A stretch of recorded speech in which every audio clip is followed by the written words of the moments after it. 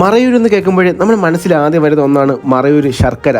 Munnar, Marayur, Kanthalloor root പോകുമ്പോൾ നമുക്ക് ഇതേപോലത്തെ ശർക്കര ഉണ്ടാക്കുന്ന ആലകൾ കാണാൻ പറ്റും. അവിടെ തന്നെ കരിമ്പും കരിമ്പ് വെട്ടി വൃത്തിയാക്കിയ ശേഷം ഈ ഒരു ക്രഷറിലാണ് ഒരു ജ്യൂസാക്കി എടുക്കുന്നത്.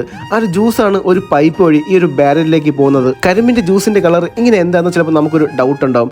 കരിമ്പിൻ്റെ ജ്യൂസിൻ്റെ കളർ ആദ്യം ഇങ്ങനെ ആയിരിക്കും. അത് കുറച്ച് മണിക്കൂർ കഴിയുമ്പോൾ ഈ കളറായി മാറുകയാണ് ചെയ്യുന്നത്. ഈ ഒരു വലിയ പാത്രത്തെയാണ് കൊപ്ര എന്ന് പറയുന്നത്. കൊപ്ര ചൂടാക്കുന്നത് നമ്മുടെ കരിമ്പിൻ്റെ വേസ്റ്റായ ചണ്ടി കൊണ്ടാണ്. ഏകദേശം 3-3.5 മണിക്കൂറോളം നല്ല രീതിയിൽ ഇളക്കിയ ശേഷമാണ് ശർക്കരപ്പാനി തടി കൊണ്ടുണ്ടാക്കിയ ഈ ഒരു സംഭവത്തിലേക്ക് അവർ മാറ്റുന്നത്. അത് കഴിഞ്ഞ് ചൂട് മാറാൻ വേണ്ടിയിട്ട് നല്ല രീതിയിൽ ഇളക്കിയ ശേഷം ഏകദേശം അരമണിക്കൂറോളം കഴിയുമ്പോൾ ശർക്കരപ്പാനി ഈ രൂപത്തിലേക്ക് മാറുകയും ചെയ്യും. അത് ഒരു സൈഡിലേക്ക് മാറ്റി ഇതേപോലെ ഇരുന്ന് ഉരുള ഉരുട്ടിയാണ് എടുക്കുന്നത്.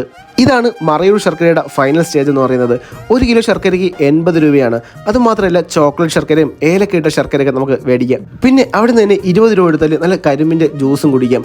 അപ്പോൾ നിങ്ങൾ മറയൂർ, കാന്തല്ലൂർ റൂട്ട് പോകുമ്പോൾ എന്തായാലും ഒന്ന് ട്രൈ ചെയ്ത് നോക്കുക.